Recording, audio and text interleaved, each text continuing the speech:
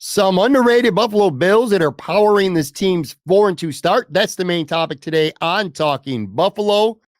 Welcome to Talking Buffalo, part of the Blue Wire Network, your weekday daily driver for Buffalo sports talk and more. My name is Patrick Moran. Thank you, as always, for locking in today, whether you're watching this on the video side, whether you're listening to this in audio podcast form. I appreciate you all. Talking Buffalo Bills today. I'm going to have my man, Anthony Marino, with me here in just a quick minute. Tomorrow's show, live from Imperial Pizza, I'm going to have Buffalo Bills beat reporter Alex Brasky with me. First time having him on the show, so I'm actually looking forward very much to that. Before we get going with today's show with the Bills anyway, real quick, I'd acknowledge the Buffalo Sabres, their first win of the season, a dramatic one as well on Tuesday night, 3-2 win in overtime over Tampa. Dylan Cousins scores the goal. A big win for the Sabres after losing their first two. They had a 2-0 lead and then nearly blew it. Tampa scores with 7 seconds left, and the stress for Sabres fans, including me, was pretty much through the roof. But you could see the Sabres played with some urgency. Alex was at the game too, and I'll talk to him more about the Sabres and that game tomorrow night live from Imperial. But anyway, like I said, today I am joined as usual on Thursday's shows by my good buddy Anthony Marino from Buffalo Rumblings, fresh off his trip to London, man. What's going on, dude? How you doing? Hey, it's good to be back. It's been a minute, like when you think about how long it's been since we last connected. So it's good to be back on with you. Yeah, well, I love having you on, man. And so last week, I don't want to say a miscommunication because, like I said, you were in London, literally traveling back. I wanted to hit on that last week with you. The Bills, of course, were there to play the Jaguars. So we're not going to talk about that game. But I do want to take a couple of minutes before we dive into some Bills talk today, which, like I said, at the very top, I feel like there's a handful of Buffalo Bills that, at least on the national perspective, really went under the radar that are help powering this good 4-2 start. Because at the end of the day, there's issues with the Bills. But 4-2 is 4-2, and not a bad start for the team. But anyway, London. Tell me some details, but how was London? I have not had a chance really to talk to anybody, and I know like a million people, it seems, who went to London, but I never really had an opportunity, especially to talk with you about how the actual, forget about the football game itself. Sure. You went there with your kid, right? Yeah, I went there with my son. He's a senior in high school. Mm-hmm. And you know, you've got multiple kids, Pat. It's not very often that you go on vacation with just one of your kids, right? Or without your spouse. So Sure. It was just me and him, and that experience in itself was just great. You know, it's not like, hey, if you're deciding what you want to do, let's, have 5 people in on making the decision. It was just like, hey, this is what we feel like doing. Mm-hmm. And I will be honest, like when we were there, just being around downtown London, seeing the sights, there were Bills fans everywhere. I mean, everywhere. We saw like one person with a Jaguar shirt before the actual game day, and Bills fans all throughout, any monument you were walking by, any of the sites, the historical areas. I had never been to London. Obviously, my son had never been. And what an amazing city. I mean, you just are walking around and it is just like, there's the Tower of London, there's Tower Bridge, there's Big Ben. Like, it's like you're walking through a history class, right? Of things that you've seen on television or you've seen in the movies or you've read about in textbooks. And just to be there, it's just like you certainly felt like you were someplace special, to the point where the football game became secondary, right? Yeah. Because it was, at least for us, right? And we, good gosh, my buddy Matt Swain from the UK Bills backers, I mean, had events going on, pub crawls, all kinds of activities for the fans, which was great. We didn't really participate in any of that stuff because it was like, we're here. We want to take in as much of the city as we can. You'll appreciate this. On Friday, we took the tube out to Richmond to visit May's Pub. The Prince's Head it's called. And, to have a meal there, to walk in. Of course, there were some other Bills fans there. But when you're walking around Richmond, it is exactly what you would think it feels like, right? When you come out the pub, you're walking up the cobblestone alleyway towards like where Ted would have his apartment and where he and Beard would walk so many times, the shops with the shopkeepers. It was just something to see. And I know a lot of times folks will talk and say like, whatever, it's just a TV show. Like for a lot of people, it was more than a TV show though, right? At a time through the pandemic where there was just a weird cloud of everything, here was this positivity. And to go out there and spend a little time, in addition to everything else that we did, but we've talked about Ted Lasso so much on the show before. That was pretty special. Oh man, dude, I got to tell you, that was one of the things I was most envious of you talking about that. Our good buddy Ryan Talbot, partners up with Matt Marino for the Shout podcast up from Syracuse.com. He put a couple photos. I got one on the video side up there. It's him sitting on a bench, Richmond. I guess there's some kind of like Ted Lasso like walking tour or something. I know he had a couple of the same spots that you're talking about as well. But yeah, man, just the scenery. I was jealous. That I probably was more jealous of that part of the trip, or not going, I should say, than any other thing. Any of the Bills backer parties, obviously the football game itself. But yeah, what a cool moment, man, to be able to. I've never been overseas. I haven't really done a ton of vacations, period. But I've definitely never been overseas. And I would imagine, your son who's in high school and he gets to be older as an adult, I'm sure he'll grow up and he'll appreciate being able to do something like that even more, man. It's just I don't want the Bills to play in London anytime soon. So I mean, if you want to go there again with one of your other kids or your wife or by yourself or whatever, that's cool, man. But not for a Buffalo Bills game for a long time. But yeah, I feel like these are memories that you're gonna have with you for years and years to come. And I know he will for sure. Well, my wife had texted me after the game and she's like, the Bills losing, did that like ruin the trip? And I told her, and I'm dead serious, I've never cared less about an outcome of a Buffalo Bills game than I did against the Jaguars. Like we were there. Certainly if they came back and won, that would have been fantastic. Everyone would have felt great. But it was at that point of like, we had just had the best time. On Saturday, we went to a Premier League match, which was fantastic. I mean, for anyone to go over there, like, who was it? We went to it was Fulham against Sheffield. So, as far as the way the schedule worked out, Fulham middle of the pack. But we had great seats. They won 3-1. It was such an experience, right? I mean, to just be there and to be a part of that crowd, for anyone, right? Like, yeah, don't wait for the Bills to go back to London or anything along those lines. But if you get a chance to go over there and catch a Premier League match, it is certainly something unlike anything I've ever experienced before. You say that you never cared about the outcome of a Bills game less in your life, and I kind of relate to that a little bit. Now, you're going overseas. This was a much bigger commitment. But last year, I've been a lifelong Notre Dame fan, but I had never been to a Notre Dame game before. And last year for the home opener against Marshall, me and 3 other friends went to South Bend. And again, this was my first time ever in South Bend. And, you see it on TV every week, especially if you grow up a fan of the team and all the stuff that goes on in the city. So we went there, we spent a weekend, had the greatest time. I just felt like I was soaking everything in. Like we went to the campus pregame parties, the bookstore, just so many events going on campus. And then just around town, a couple of the famous bars, including one of them, I can't remember the name of it actually, but it was where scenes from the film Rudy were filmed. It just felt great to be there in that moment. And as for the game, they lost to freaking Marshall, their home opener. It was absolutely embarrassing. It was 90,000 degrees out. So the game itself sucked, but I don't even care. Like I would still do it again because it was just such a great experience being able to go there and kind of soak everything in. And the game just felt like secondary to me. But anyway, like I said, it's just that's real cool that you get an opportunity to do something like that. I feel like if I could go back and do it over again, I probably would have went to London. I didn't at the time. I was like, it's gonna be expensive. I'd rather do other things with my money. I'm going on a cruise in February, so I mean, I kind of stayed true to that. But I feel like I don't know. Hearing stories from you, hearing stories from other people, seeing a lot of the photographs, man, the scenery just unbelievable.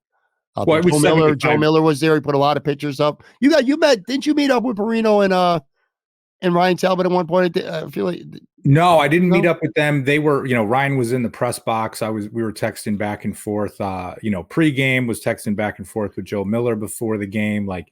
Did get to meet up with Matt Swain, the head of the UK Bills backers, which was great. So, yeah, that's cool.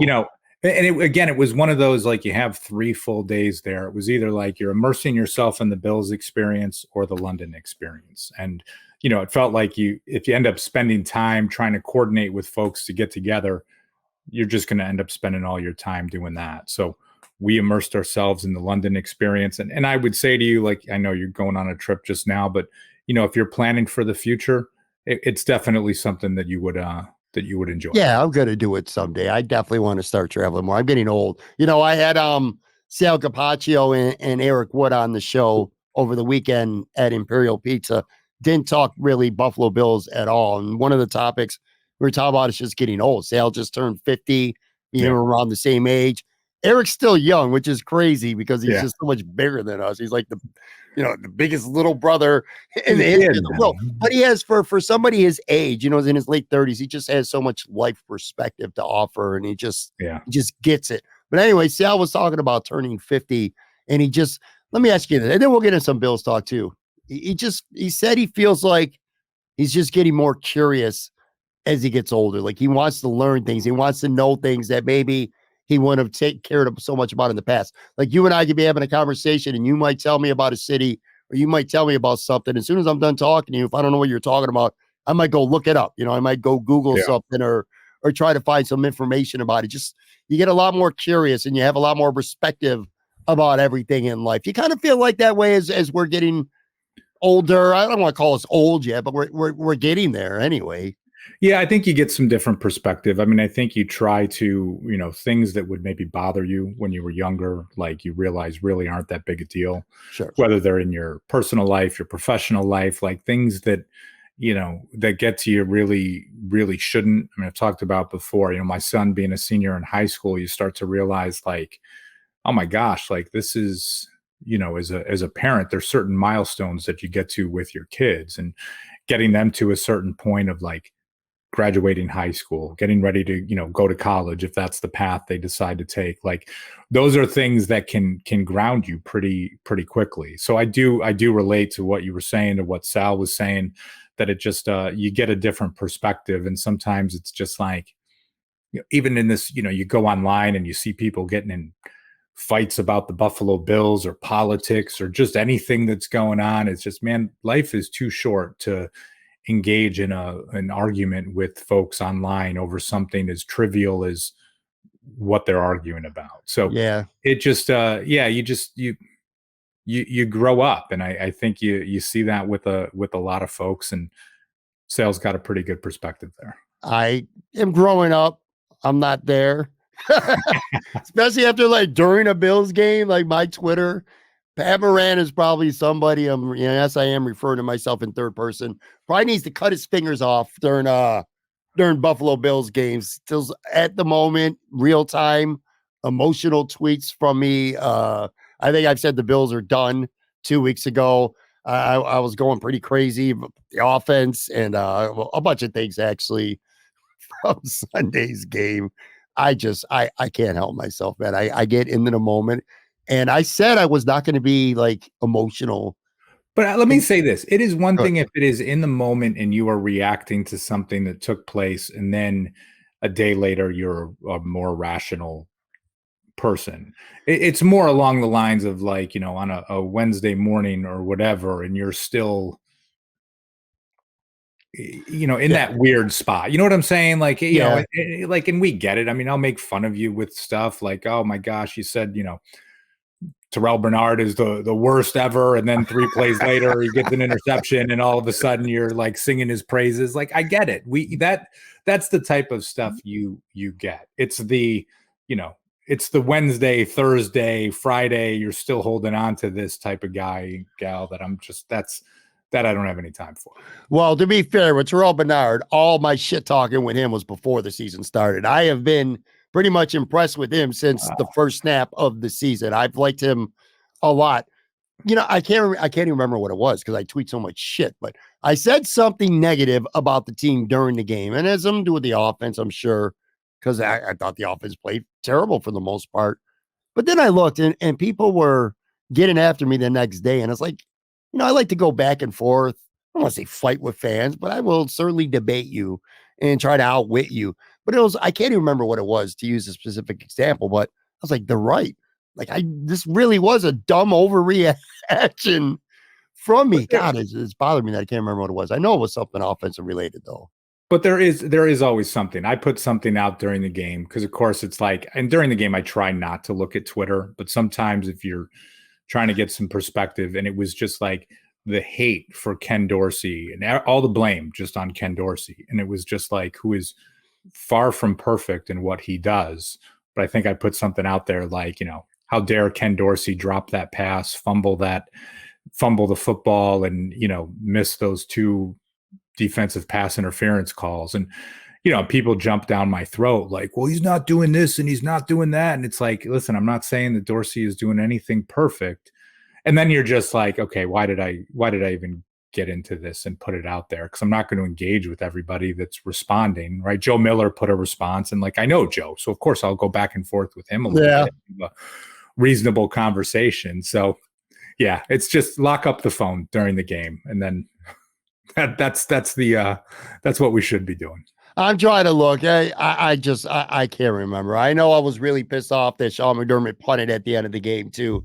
I know that. You are good at not, like, with social media, like, you don't park yourself on there during the games, which is probably smart. Just like, and I've gotten to know you, like, through Twitter, your Instagram, like when you're on vacation and stuff like that. Like, you don't post every little tiny thing that you do. You don't have a million photos. I ain't gonna front. I do. A lot of people do. I like that about you, that you don't. You're kind of like actually living the moment instead of recording or photographing every single moment, or tweeting about every single moment. But anyway, yeah, man, I just I get hot-headed during games. It's not going to change either. So it is what it is. But I do want to talk today about a handful of players, at least I think, and then I'll ask if you have a couple as well, maybe, that guys that just, I feel like we know about them. Bills fans certainly know a lot about them, but they're not really talked about much. It's still, it's Josh Allen, it's Stephon Diggs, was Matt Milano, Micah Hyde, guys like that. But these are just a couple guys that I've come up with that I just think are really crushing it right now. And I want to start, and nationally, some people are going to hear the name Taron Johnson, and they're going to think of the one play, the end of the game on Sunday, where it was a penalty, by the way. There's no question about it. He should have been flagged, and he wasn't. Anyway, who cares? That's one play. That aside, even if it would have been called a penalty, it would have been like a 4-inch penalty, 5-inch penalty. If you really think about it, It would have been half the distance. So I thought it was the right thing for him to do, to get aggressive on the play. And if he gets called, he gets called. Got away with it. He didn't. Anyway, that aside, I don't even need to throw out stats, how many tackles or interceptions, all this stuff. I think Taron Johnson is probably the most underrated player on the Buffalo Bills. And I think he might be one of the most underrated players in the NFL. I think he is, without question, one of the best slot corners in the NFL. He's physical. He's great in coverage. He's smart. I like everything about this kid, man. He has been so important to the success of the Bills. So much so, Anthony, that the Bills only play 2 linebackers 95% of the time. Yeah. And the reason why is because, for being a corner, a slot corner, he's good in the box too, man. Talk about Taron Johnson. I know you're pretty high on him as well. Yeah, I mean, instinctually, here's a guy that can play both positions and take the physical, size that he is. I mean, certainly undersized as a linebacker, but it's like he can play either role, right? Based on what the offense is doing. And it is just so funny with him. Like, we talk about players, we talk about guys and maybe having a crossroads. Like, here's a guy, what was it? The 2020 season, he was essentially benched, right? For Cam Lewis. Cam Lewis was going to be taking over for him as the slot corner. Cam Lewis gets hurt like 5 plays later. Taron Johnson has not looked back since then. And it's just like, sometimes you can talk about confidence in a player or something to motivate them or whatever it is. Good for him, right? I mean, and here is a guy that, especially then you talk about the loss of Matt Milano, he is as important probably as anyone on the defense right now. And you're not talking about it outside of Buffalo, and that's okay. But here's a guy that's probably in line to get a contract extension coming up pretty soon. If we were to make a list a couple weeks ago of like the Bills' most indispensable players, Yeah. Offensive side of the ball, it's Josh and it's Stephon and it's Deion Dawkins because he plays left tackle. Defense, unfortunately, Trey Milano and Daquan Jones would have all been up there really high.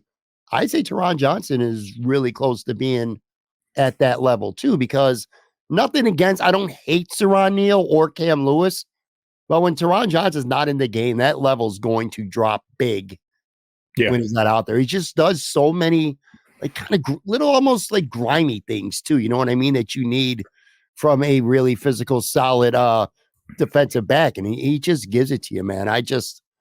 The Bills are being a lot, well, they already are in trouble on defense with what they've lost, but the Bills are being a lot more trouble if this cat went down, man. I'm just totally. I can't express to you enough. He was the inspiration on why I'm thinking, like, in my mind, underrated players right now, right at the top, right at the very top.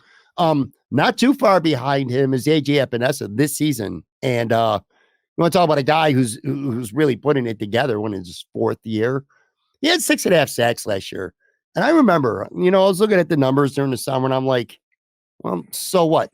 Can you name a play last year really where AJ Epenesa had a huge impact, where one of those 6.5 sacks really mattered all that much? It kind of felt to me, it was like, all right, well, the Bills get up 3 touchdowns. AJ Epenesa will get a third quarter sack for maybe a 2-yard loss, whatever. Stats can be misdeceiving is basically what I'm telling you.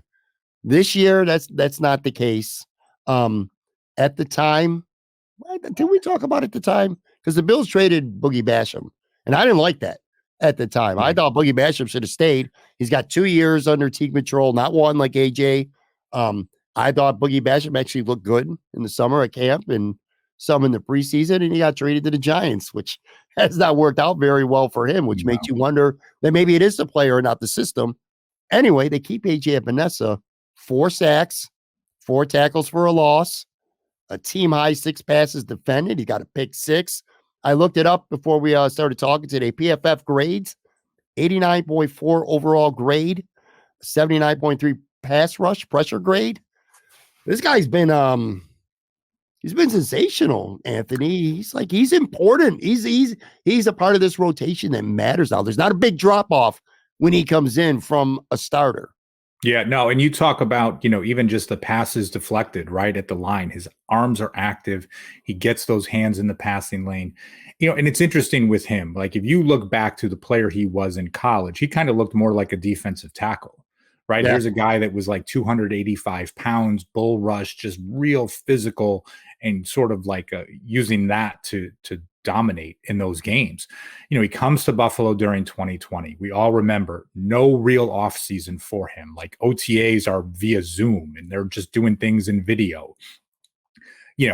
Comes in healthy scratch early on. They've got him losing weight to get down to like 255 pounds. I mean, you're talking about a 30 to 35 pound difference. Here's a guy that is transformed. And even when you talk about last season, and I'm in the same way, right? Like, 6.5 sacks. Gosh, you don't even truly remember it. But he only played like 30% of the snaps. Mm-hmm. Like, he wasn't playing that much. So, not that you're just going to do the math and say, well, if he was playing like a starter and 60% of the snaps, you'd get 13 sacks or whatever. You realize some of that is in, obvious passing type of situations, maybe on 3rd and long, things along those lines. But now the Bills are going to be in a tough spot because you have to look at things and think, here's a guy, his contract is up. He is peaking at the right time, but also beyond the point where it's not just like this, this isn't just a flash in the pan. Like, he is making plays. He is making big time plays.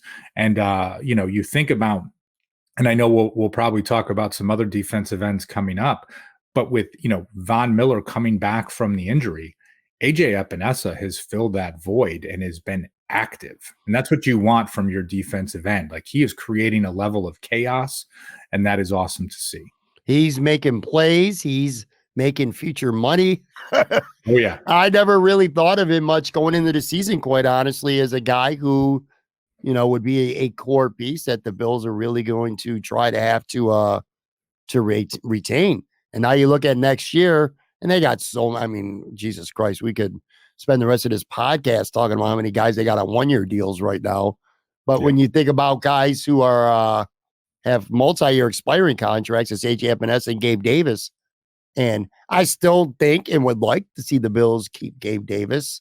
I'm very much, and I know you are too, higher on him than a lot of other people are. That's another conversation for another time. But anyway, I don't know, man. Now I'm starting to think about AJ Epenesa, and I'm like, they might lose a couple other ends pretty soon. I'd like to have this guy. What's he going to cost? He's having a contract year, and he's playing himself into a lucrative offseason, which is good for him, of course, right? Yeah. Oh, totally. And I do think it becomes a conversation. I was thinking the other day, like, okay, I'm still high on Gabriel Davis. I'd want him back in Buffalo. Don't get me wrong. But when you talk about prioritizing between those two, Von Miller's age, the injury history, of course, Gregory Rousseau, you're going to keep around. But you start to get to the point where it's just like, okay, if Epenesa can become a bit of a sure thing, right? It might be easier to draft a wide receiver that can fill some of that role that Gabriel Davis has than it is to get a defensive end. You see plenty of defensive ends that are drafted high that just don't hit, right? They don't materialize. So again, that'll be a conversation for another day. We got some time before that, but it is, it's starting to look at things and say he might be priority one when it comes to guys that you need to re-sign.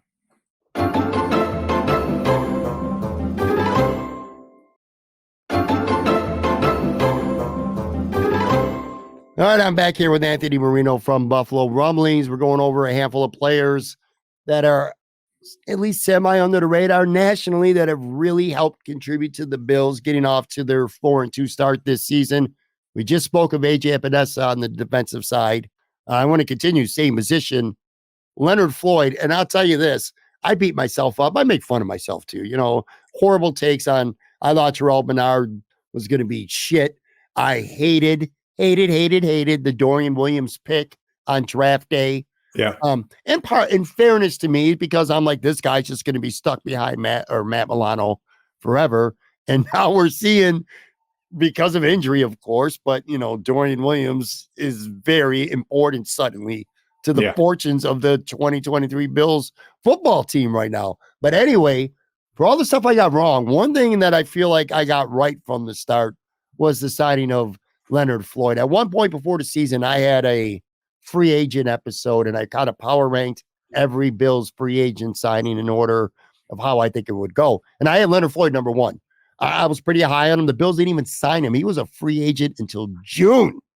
So a lot of teams dropped the ball because this dude is killing it, man. 6 games this year, leads the team with 6.5 sacks already, got 16 pressures, 9 run stops, and a forced fumble. He was, ideally, you're like, hopefully he can hold it down while Von Miller gets back. Von Miller's back 2 weeks now. And I don't want Leonard Floyd not on the football field when the Bills want a sack. Vaughn will he'll ramp up more and more each week, and hopefully he'll become the Von Miller that we've known throughout his career. But even if he does, what a great pickup Leonard Floyd has been, and what a productive guy. And I don't like any, as much as I hate Aaron Rodgers, and we've talked about this, I don't want anyone to get hurt, especially a serious injury. But it was Leonard Floyd who was, wreaking havoc against the Jets in week 1. This guy has been a factor, I think, pretty much every game this season so far. He's been a factor, and he's been playing hurt these last couple of weeks. He got dinged up in London against Jacksonville, and he's playing through it. And, it's one of those players, and Pat, you're probably like me. It's like, you follow the NFL. Of course, you're not watching teams as closely as you do the Bills. Like, you see him out there. It's like him and Gregory Rousseau wrecking havoc, setting the edge, the size that these two guys have, right? Just these like long arms, 6'5", 6'7", whatever they are. Like, they come out there. It's just like they are making a difference, and he is making a difference. And like you just said, the fact that he wasn't signed until June, how does that happen? When you talk about the premium that is put on pass rushers, a guy that had over 9 sacks per season, the 3 years before coming to Buffalo, just to be able to come in. I'm so happy that he is here. He's delivering. And I think it gets to that point, as you were just saying, now as Von Miller comes back, maybe it takes a little bit of pressure off of him, but I'm not even worried about his snap count going down too much, because I mean, you have Kingsley Jonathan playing a lot of snaps. You still have Shaq Lawson playing a lot of snaps. Like there is space for these guys to have their time where Von can ramp up. And again, there's going to be some dings and nicks here and there that happens. I mean, heck, Rousseau already missed a game, and you can't say that doesn't have an impact on this team, especially when you're getting gashed along the edge by the Jacksonville Jaguars. I know we don't want to talk about that game, but like a guy that makes a difference. But Leonard Floyd, what a great signing for the team, and he's just showing no signs of slowing down, even though he's on the wrong side of 30. Yeah, sidebar here, sidebar 1 of 2 actually. The Bills are 6 deep at defensive end. That is crazy. Yeah, Kingsley Jonathan's pretty good. Yeah, he had the highest grade of anyone on the Bills defense against Jacksonville in London. He's good. Shaq Lawson is maybe your 6th defensive end. He still does some things. He had a big 3rd down stop Sunday against the Giants, a huge stop. It's crazy. Von Miller. So again, you were there in London, and we all saw it on TV. That first game back, he had 20 reps. Dude, he was no more effective than if Anthony Marino was out there playing edge. He just wanted to get, what I'm saying is for him, it was almost like spring training. It was like a preseason game. He just had to get out there, get some live action. He wasn't bending at all. Nothing like that at all. This past week, you could see a little bit more, and he said it after the game too.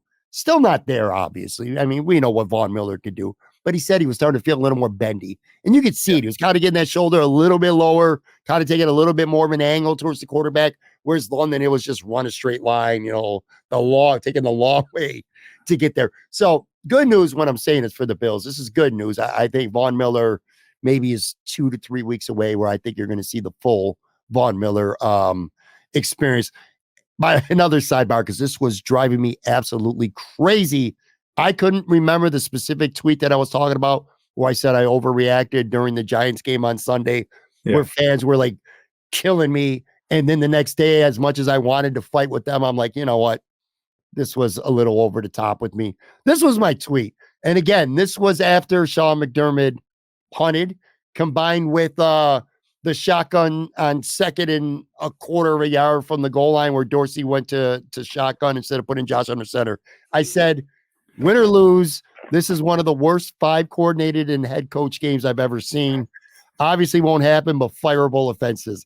I said fireable offenses, and people came at me hard. And again, as much as I like defending myself and going back and forth with fans, this was a case where, man, I can't do it. I had to eat my shit. You know what I mean? On Twitter the next day, because the Bills won, this and that. They're 4-2. Like, yeah, they are.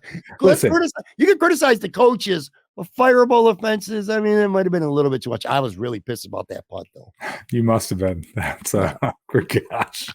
A little bit of emotion. But anyway, like I said, Leonard Floyd has been great. And we've already talked about this guy a couple times on this podcast, and I'm bringing him up because he's one of my 4 here. Terrell Bernard.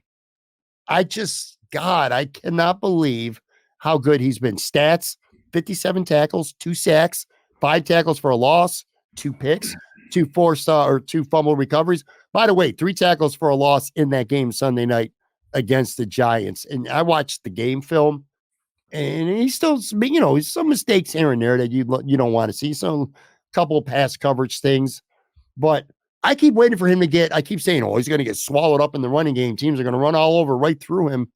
It ain't happening so far. He's getting off blocks. His run grade from PFF, 76.8 PFF run grade, way higher than I would expect. It's up there amongst the better inside middle linebackers right now in the NFL. Bottom line is this: he's proven a lot of people, including me, obviously, especially, wrong, because he's went from being someone I thought was going to be a complete liability to hopefully he can kind of, just steer the ship a little bit. He's an asset to this defense right now. He's playing great. Yeah. And, it's interesting when he was drafted, and again, right, like we all followed the draft. We have fun with it, but we don't know as much as the guys that do this for a living. And I still remember when he was selected. I mean, Joe Marino was just like, oh my gosh, like, he was kind of beside himself with what the Bills had done. And even you think this between training camp, preseason, he's hurt. You're just like, all right, this is going to be the guy.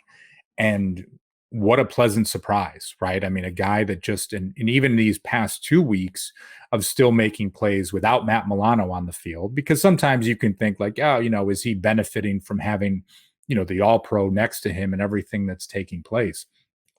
Just what a pleasant surprise, because I think when you look at this season and what the defense is right now, that was the area that was the biggest concern for all of us.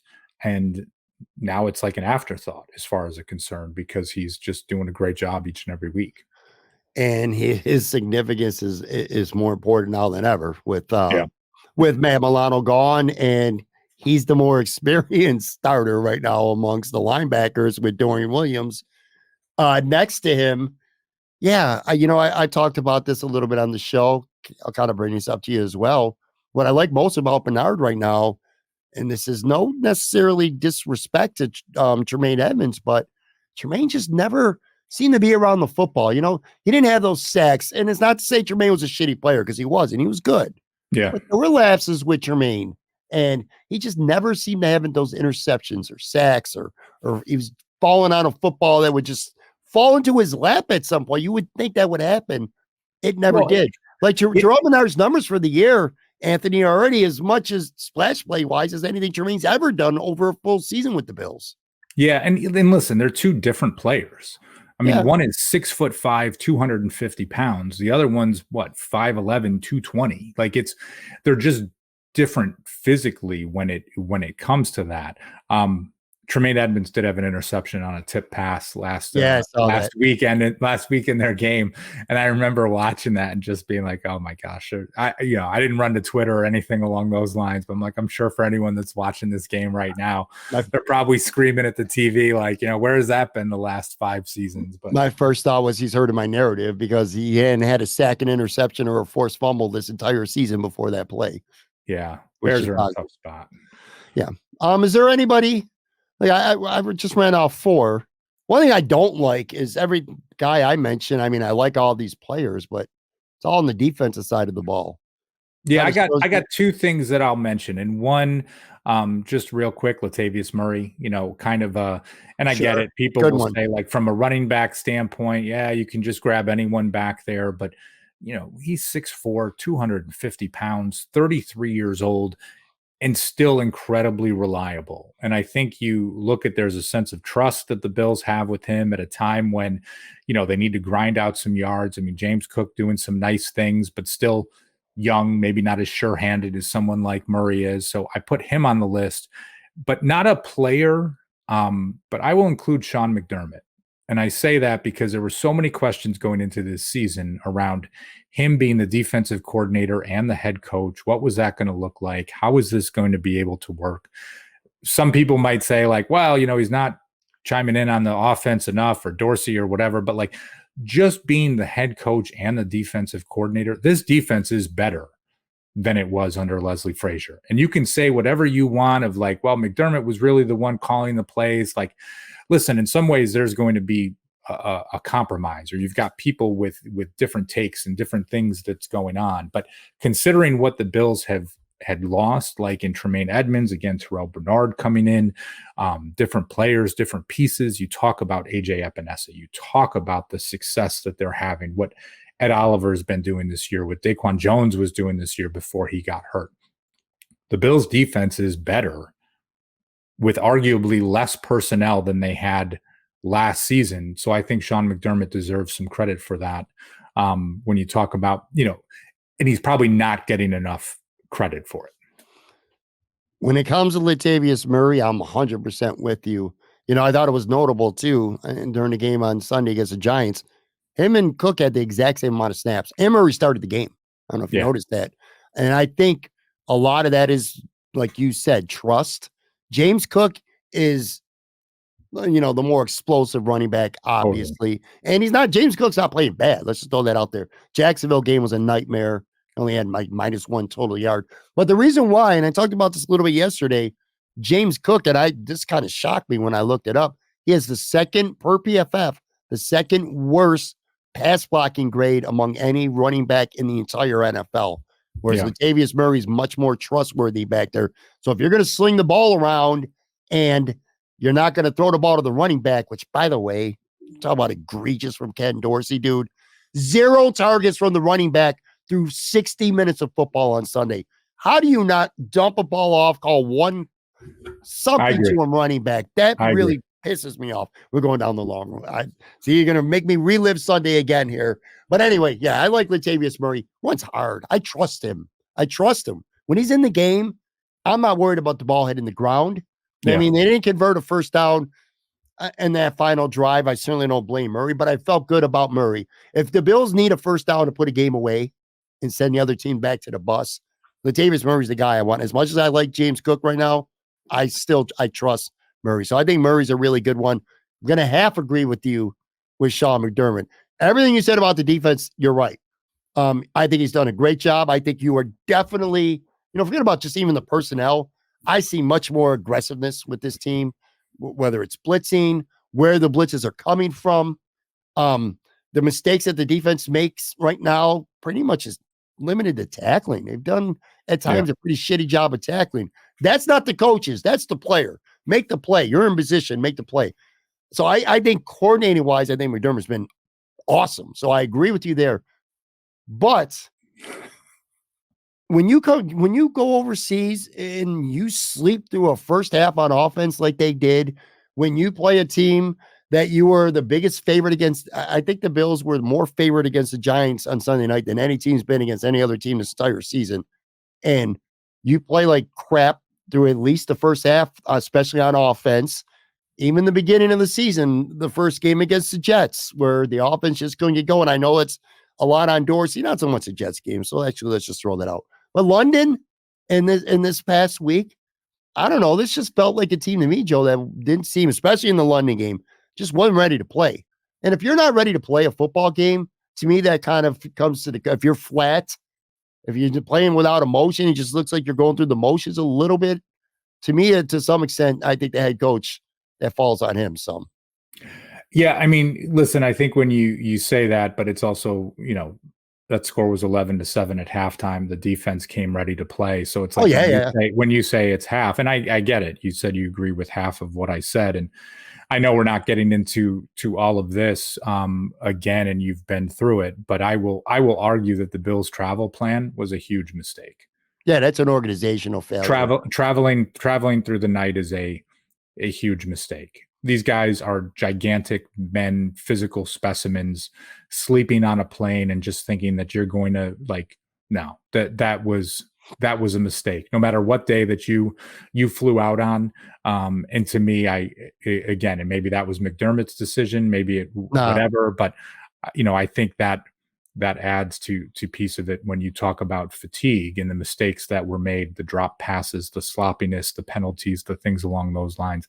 And it's not making an excuse. I mean, like you said, with the missed tackles, like players have to be better, but I don't feel like they did them any favors to be better. Yeah. And if you're watching or listening to this, anyone out there, whatever you do not go back to the London week and listen to the podcast where I profusely praised the Bills for going late in the week and saying their sports science department knows what they're doing and that this was the right move. I definitely did not say any of that shit at all. Yeah, that's terrible. If hopefully they learned their lesson if they got to go there again at some point. I think it's every 8 years. I think a team now has got to go overseas to play a game, something like that. I don't know, whatever. Yeah, terrible decision. Anyway, again, I'll give you half of Sean McDermott, and I think Latavius Murray was a good one. All right, moving on real quick here before we get to our finish the sentence segment to wrap up. They're playing the Patriots. If you hate the Patriots, like I'm sure you do, and most Bills fans do, and quite frankly, I do as well, it feels like a good time to play them. This team sucks. They're 1-5. They stink. And it's great. And I watch a lot of this Patriots. I've watched a lot of their games this year. And other than maybe that Philly game where they came back and looked pretty good doing it, and they did okay against Miami, but this is just a bad team, man. It's a garbage team. Mac Jones, he's horrible. I don't know any other way to say it, dude. The guy's terrible. 5 touchdowns, 7 picks. This is a fun time or a good, not maybe a fun time. it's the right time for the Bills to be playing the Patriots because they are reeling. They're 1-5. They're done. You almost get to the, where they're like, this might be one of the 2 or 3 worst teams in the NFL. Go and stop them. It's there to go get them this week. It is there to go get them. I mean, it is different. I mean, a lot of people said that about the Giants game too. And I'll always contend like, yeah, whatever the Giants are on paper, it's still Brian Dable is their head coach. And if anybody knows what, the Bills' weaknesses are, this is a guy, especially with Josh Allen, that would. The Patriots don't have that level of intelligence. They don't have that level of intel. They don't have that. They don't have the players. It is such a weird thing, and it's still the Patriots. So there's no part of me that is ever going to just look at things and say like, hey, these guys are just, whatever kind of expectations because Right. It's Belichick. There's always something, right? Even back, 3 seasons ago when Cam Newton, fumbled the ball as they were getting into field goal range, which would have tied the game, and the Bills end up winning 24-21. So I'm not going to look past him, but it's just, gosh, what a weird place for that franchise to be in after all these years. Yeah, I got to tell you, man, Matt Jones to me is one of the worst quarterbacks in the entire NFL right now. And let's take the Bills, okay? You take this team, their schedule, this whole roster, but let's just say he's your number 2 and Josh went down on the first play against the Jets and Matt Jones is the quarterback on this team. I think the Bills are 2-4 this year instead of 4-2. I think they lose to Miami and I think they lose to the Giants if everything else played out the way it did. I can't tell you how much I think this quarterback is just trash for them. It is hard to tell though, because I say it's hard to tell because his rookie season, I mean, there were definitely enough things that he did where you're just like, okay, as a rookie, there's something here. Then you get into different pieces, shouting matches with his coaches. I mean, we get it. Matt Patricia was his offensive coordinator, like just getting, let's just say, handsy on the field, right? With like different guys. Like there's something off, right? Of just like, Yeah. I don't know what it is, but it's like, yeah, I would love to see the Bills defensive line just honestly just get after him so much on Sunday and just make things miserable for him. I used to think he was a likable guy, kind of the aw shucks this, like, yeah, no, there's not a whole lot that's likable about him. Like you said, you don't want anyone to wish injuries on anyone. I would never do that. But if they sack him 8 or 9 times, that would be a lot of fun on Sunday. They spent good money on Juju Schuster too, and he's kind of he's sort of like the Dawson Knox of the Patriots to me, and by that I mean Dawson Knox is just completely underwhelmed me this year. And the topic of this show, and that's why we didn't really talk about him, is good underrated players so far for the Bills. But Juju Schuster, 14 catches, he's only got 86 yards this season, and he's playing in every game too for the Patriots. And to for insult to injury, literally, I mean that, no pun intended, but Matthew Judon, who has played well against the Bills in the past, leads the team with 4 sacks. He's hurt. He's out. They're in their first round pick. The corner, Christian Gonzalez, has been hurt, and he's not playing either. I don't know. You were right about one thing, though. If we would have had this conversation, you were coming back from London last week, so you weren't on the show, and we would have been talking Bills Giants. I said, oh, give me a prediction. In our wildest dreams, we never would have said that game is going to come down to the final play of the football game. Never. So I get that. I can't see a way. There would be so many things that would have to go wrong for the Bills to not go in New England. By the way, I think they're an 8-point favorite too. And the Bills are the biggest favorite in New England at any point since Tom Brady's rookie season. That's how long it's been since the Bills have been a bigger road favorite in Foxborough. But I'm going to ask you anyway. Give me a prediction. I'll give you 28-14 Bills. 28-14? Yeah. I'll take it. All right, let's finish up with our finish the sentence segment. I like doing these with you, man. This has really got nothing to do about sports. These are just 3 kind of like life or pop culture questions that I ask Anthony each week, an opportunity for fans to get to know a little bit more about both of us besides just what we think about the Bills. Anthony's nice, even keel approach to the team. My absolutely idiotic hothead approach to the team. Nice little balance here.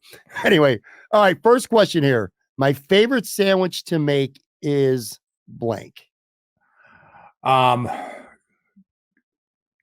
it's like Yeah, I got a boring answer, and then I got one that's a little less boring. So, I mean, the boring answer is just like I still like a good peanut butter and jelly sandwich. Okay. Just crunchy peanut butter, wheat bread, grape jelly. It is like still a staple in my life of whatever, and that's an easy one. The other, just a good thin sliced roast beef, Swiss cheese, rye bread, horseradish mayo. Hits the spot every time. Mine is, and you want to talk about boring, I'm going with grilled cheese. And here's the funny thing. All right. So thanks for making me feel better about myself. No. That's fine, man. All right. So it's almost 10 a.m. and on Wednesday, which, by the way, I usually preface this at the beginning of all of our shows. We're recording this in the morning. So if something crazy happens, if there's a Bills trade or the injury report comes out and we find out something and we have no clue about, Anthony and I didn't talk about it because we taped the show early on Wednesday. And the reason why I bring that up now, I should have done it earlier, but my answer is grilled cheese, and it's become a part of my everyday life, actually. I went to Target recently, and because I can't cook out of stove worth shit, it's actually embarrassing. I bought a grilled cheese maker. It costs like $16. And my wife kind of taught me a little bit of a trick anyway. So, you put the bread on the thing. Obviously, I'm telling people how to make a goddamn grilled cheese sandwich, with the cheese in the middle, and you just push the thing down and set the timer for like 3.5 minutes. It comes out perfect.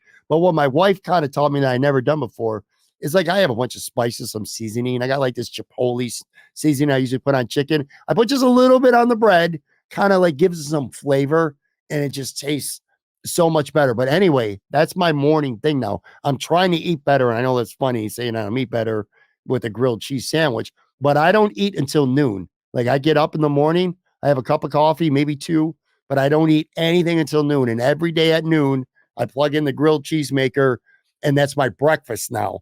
So I have that, and then I eat something like about 3:30 for lunch. But anyway, yeah, I'm going with grilled cheese because it is literally now a part of my everyday routine.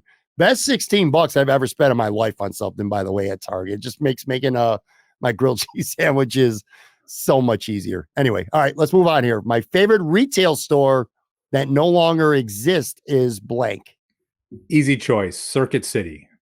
I mean, that used to be my spot, right? Where it was just like, and Circuit City was in its heyday shortly after I graduated from college. You got a little money in your pocket for the first time. At least you feel like you've got, getting a paycheck, this and that. And I mean, it would be like a Saturday afternoon, you roll into Circuit City, you come out with a couple of DVDs or a gadget or whatever it is. And it just like, that was always my happy place. And it's, it's funny, like the days of walking through the DVD section and seeing everything that's on sale and on display, obviously in our on-demand world and streaming platforms, that's not something that happens anymore, but certainly that was an easy answer for me.